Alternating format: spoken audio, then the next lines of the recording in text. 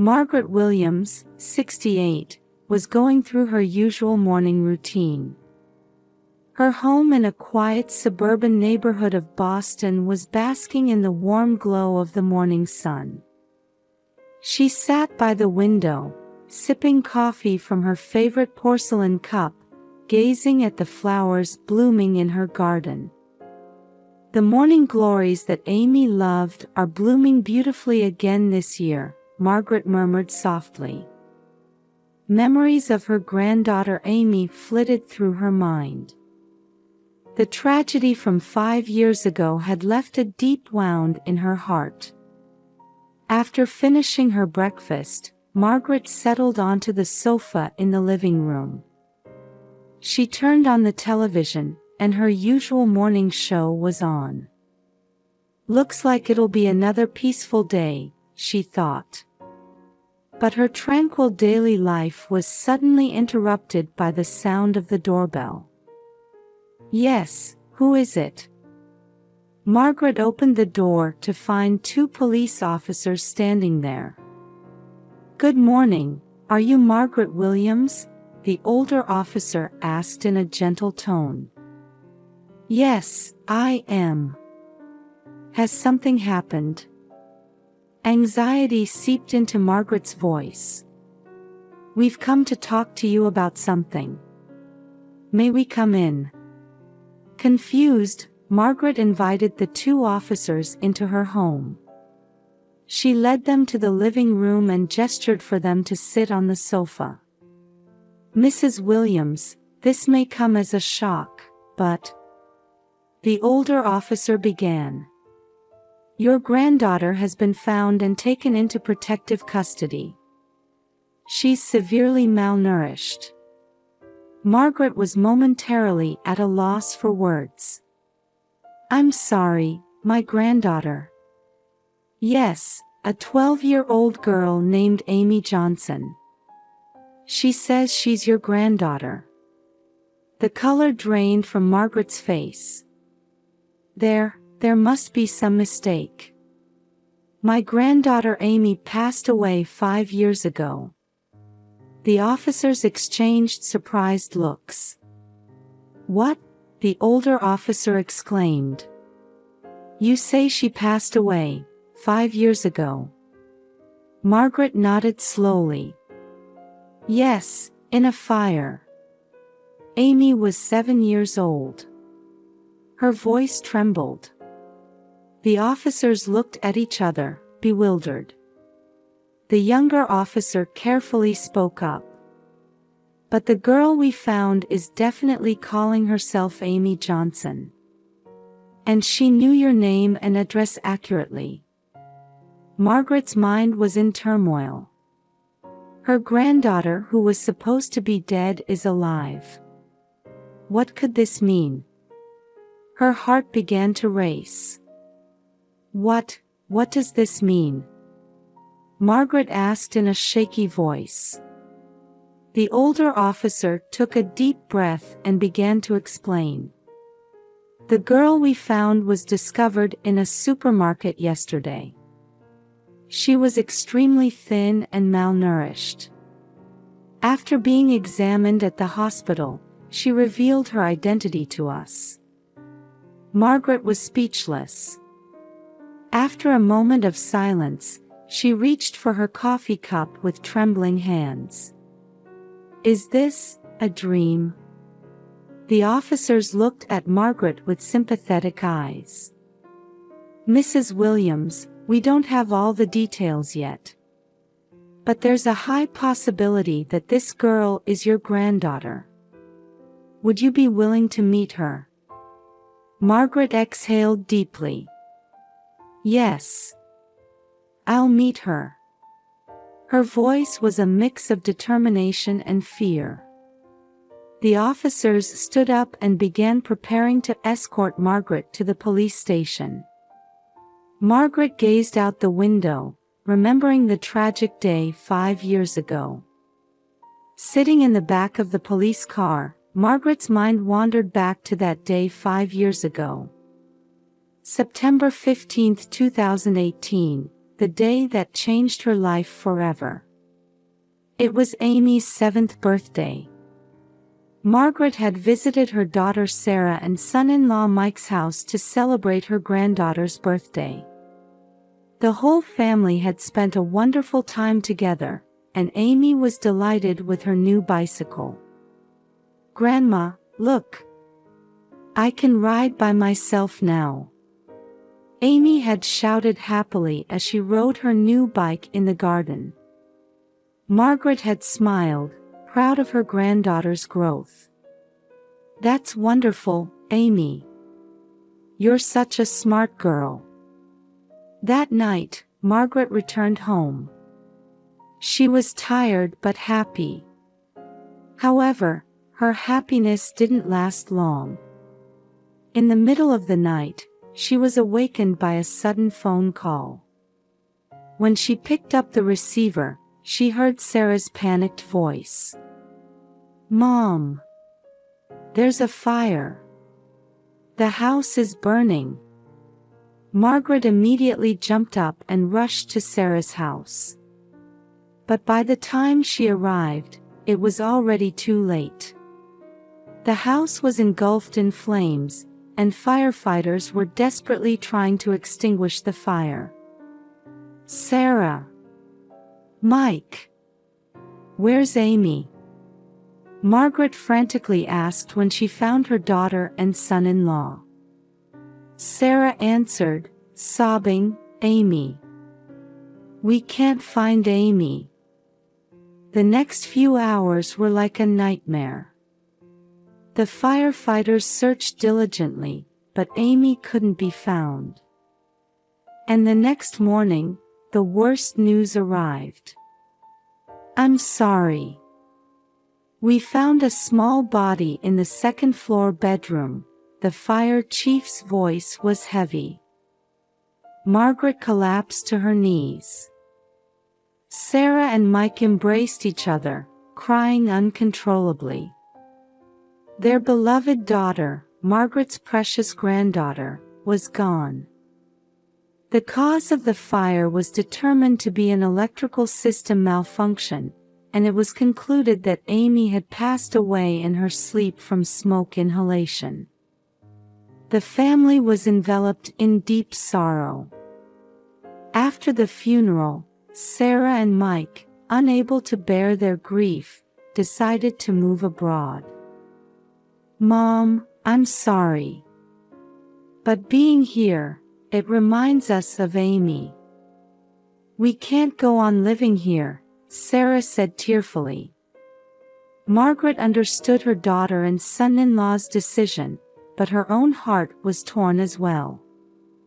"I understand, Sarah. Your happiness is what's most important." And so, Sarah and Mike moved to Europe. Margaret was left alone in Boston. Every day, she would talk to Amy's photo, remembering her lost granddaughter. And now, 5 years later, this sudden news was about to shake her life once again. As the police vehicle arrived at the station, Margaret took a deep breath. Her heart was filled with anticipation and fear for what was about to unfold. Upon arriving at the police station, Margaret could feel her heart pounding fiercely. The older officer guided her to a small room. "Mrs. Williams, the girl is in this room." "Are you ready?" the officer asked gently. Margaret took a deep breath and answered in a trembling voice, "Yes, please." As the door opened, there sat a small girl. Margaret gasped. The girl indeed resembled Amy, but her emaciated figure had erased much of the lovely granddaughter she remembered from 5 years ago.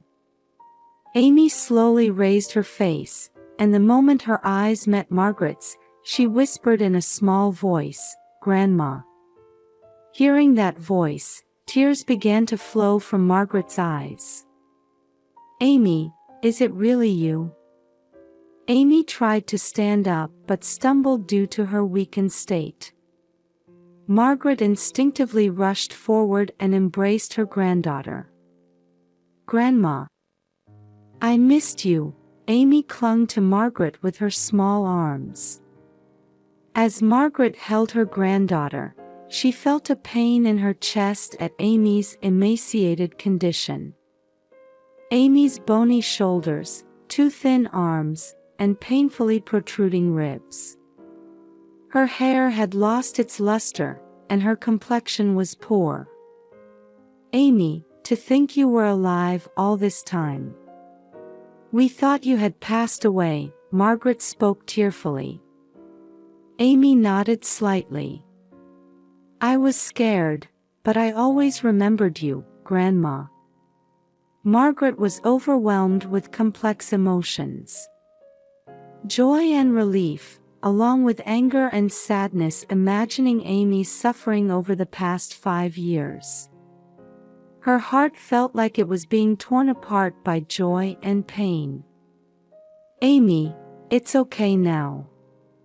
Grandma's here." Margaret gently rubbed her granddaughter's back. An officer quietly entered the room. "Mrs. Williams, the medical team has arrived. We'd like to check Amy's health condition, if that's all right." Margaret hesitated but understood that Amy's health was the top priority. "I understand. Amy, it's okay. Grandma will be right here." While the medical team began examining Amy, Margaret received an explanation of the situation from the officer. Amy was in a state of severe malnutrition, and there were concerns about psychological trauma from long-term confinement. After the examination, the doctor approached Margaret. "Mrs. Williams, your granddaughter's condition is stable, but she'll need long-term hospitalization. Along with physical recovery, psychological care will also be crucial." Margaret nodded. "I understand. I'll do anything for Amy." That night, Margaret stayed in Amy's hospital room. She held her granddaughter's small hand tightly, quietly shedding tears. Various emotions, joy and sorrow, relief and anger, raced through her mind. "Amy, I'll never let you go again. Grandma will always protect you," Margaret gently spoke to the sleeping Amy. And in her heart, a determination to walk this new path with Amy began to grow. The road ahead would surely not be smooth, but with Amy by her side, she resolved to face forward and move on. The next day, Margaret found herself in a police interrogation room, listening to Amy's testimony. A psychological counselor was present, carefully proceeding with the conversation while considering Amy's mental state. Amy began speaking in a small voice. "That day, I woke up because of the smoke. I was scared and screamed, but no one came. Fear was visible in her eyes. Then, a strange man came in through the window and said, 'I'll help you.' But..." Amy's words faltered. Margaret gently squeezed her granddaughter's hand, encouraging her, "It's okay, Amy. Take your time." Amy took a deep breath and continued. "That man took me out, but he didn't let me go home. I was locked in a dark room." According to her testimony, the kidnapper, Robert Harrison, 60, had kept Amy confined in an old warehouse in the suburbs. Amy was given minimal food and her outings were strictly limited. Uncle Robert would sometimes say with a scary face, "Stay here until your grandma hands over the treasure," Amy recounted in a trembling voice.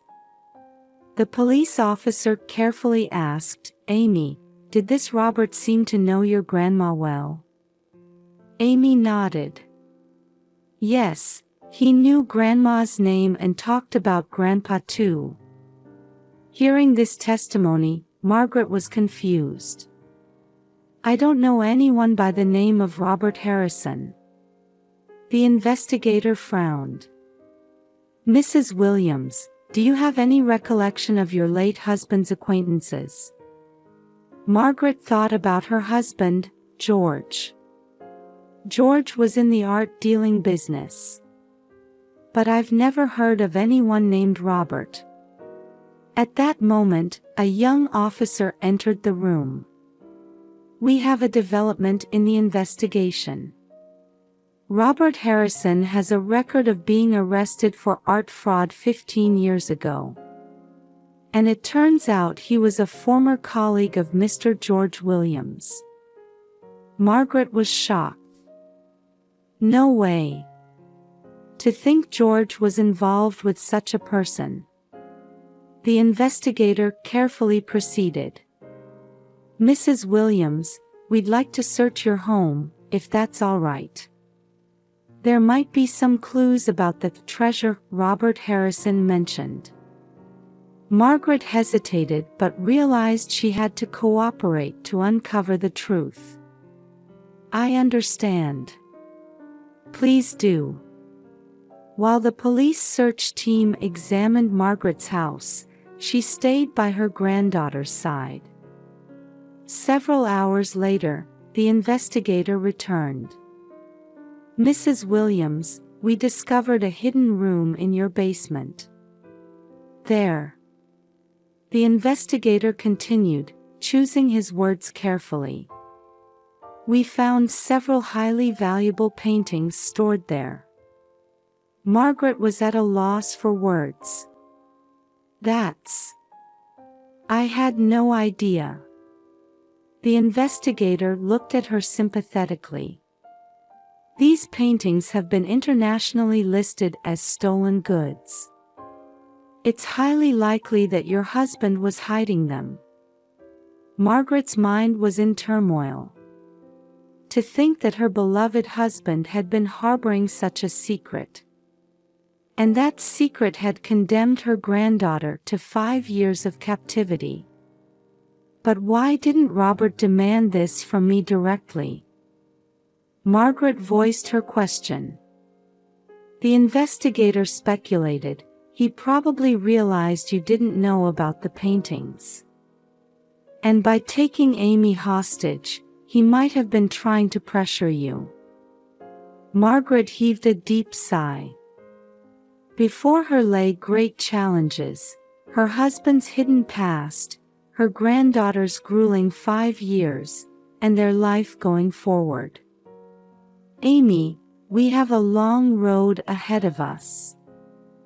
But let's overcome it together. Margaret gently embraced her granddaughter. Amy nodded slightly. Yes, Grandma. If we're together, I'm sure we'll be okay. In Margaret's heart, courage to face these difficulties began to sprout. Though the life ahead would surely not be easy, she was determined to move forward with Amy by her side. Margaret paced anxiously in the hospital hallway. As Amy's treatment continued, she had managed to contact her daughter Sarah and son-in-law Mike. Amidst their shock and confusion, they immediately decided to return home. Mom, we're heading to Boston right now. Is Amy really? Sarah's voice trembled over the phone. Margaret took a deep breath before answering, Yes, Sarah. Amy is alive.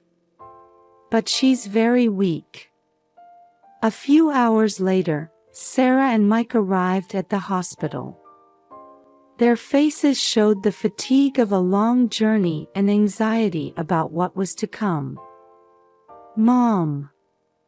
Sarah rushed to Margaret as soon as she saw her, embracing her tightly.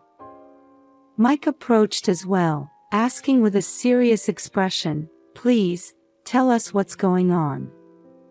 Margaret guided them to a quiet place and explained in detail the events that had transpired. Sarah and Mike's expressions changed from surprise and joy to deep sorrow. "Can we see Amy?" Sarah asked, tears welling up in her eyes.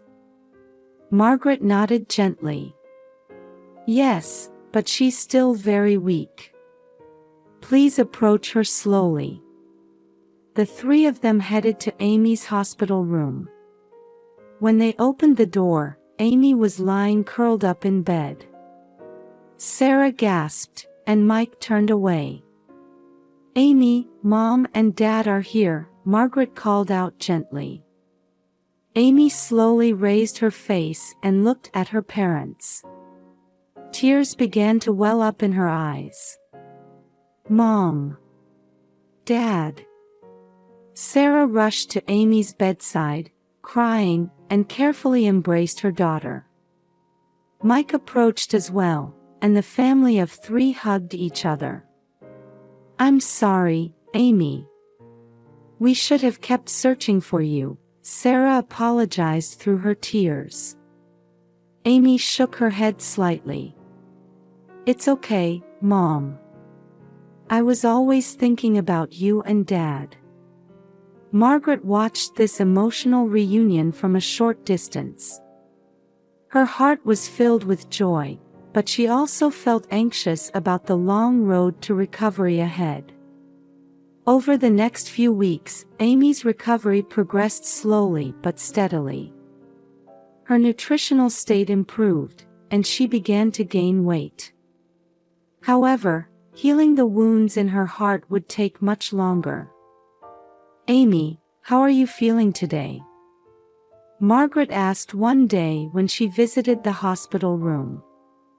Amy smiled slightly. "A little better, I think. But I still have scary dreams sometimes." Sarah and Mike visited Amy every day, trying to rebuild their family bond. They were carefully reconstructing their relationship with Amy, guided by advice from the psychological counselor. "Amy, we'll always be here for you. Even if you're scared, you're not alone anymore." Mike gently held his daughter's hand. Surrounded by her family's love, Amy gradually began to smile more. She started to share bits and pieces of her experiences over the past 5 years with her parents and Margaret. It was a painful process for the whole family, but it was also healing. As the day of discharge approached, the family discussed their future life. Sarah and Mike decided to arrange their work and stay in Boston for a while. "Amy's recovery is our top priority," Sarah said with determination. "Let's overcome this difficulty as a family." Margaret was grateful for her daughter and son-in-law's decision and saw hope for Amy's future. She felt that the family bond was growing stronger through this trial. About a month after Amy's discovery, Robert Harrison's trial began. Margaret, Sarah, Mike, and Amy, who had been allowed to attend with her doctor's approval, were present in the courtroom. The prosecution presented a wealth of evidence, including Robert's criminal history, Amy's testimony, and the discovered paintings. Robert maintained an expressionless face throughout, but made an unexpected statement at the end. "I admit my guilt." However, it was triggered by George Williams' betrayal. This statement caused an uproar in the courtroom. After the judge called for order, Robert continued. "George and I were making significant profits from art deals. But suddenly, he hid everything and betrayed me. I was just trying to get back my share." Margaret was hit with complex emotions as she learned of this unknown side of her husband. However, she couldn't justify Robert's actions. The trial continued for several weeks, and ultimately, Robert was sentenced to a long prison term. After the trial, the family was trying to start a new life. Amy was gradually adapting to daily life, although she still occasionally suffered from panic attacks. "It's okay, Amy. Take deep breaths," Sarah gently embraced her daughter. "We're here with you." Margaret was also fully supporting her granddaughter's recovery. She went for walks with Amy every day, cooked together, and read books with her. "Grandma, I feel like I'm getting a little stronger, bit by bit," Amy told Margaret one day.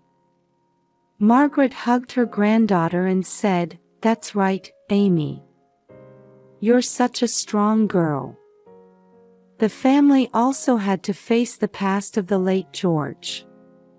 While disappointed in her husband's actions, Margaret tried not to forget his good sides as well. "Was Dad a bad person?" When Amy asked this, Margaret answered carefully. "People are complex, Amy. Grandpa made mistakes, but he still loved our family. What's important is that we learn from his mistakes and become better people." As time passed, the family bond deepened. Amy gradually started going to school and made new friends. Sarah and Mike slowly resumed their work while cherishing their time with their daughter. Margaret was proud of her family for overcoming this ordeal. She knew they couldn't get back the lost 5 years, but she found hope for the life ahead. "It's the beginning of our new life," Margaret smiled as she watched her family relaxing in the garden. Amy ran up to Margaret and took her hand. "Grandma, let's plant flowers together." Margaret felt happiness in her granddaughter's smile. She vowed in her heart to cherish each day, living it preciously with her family.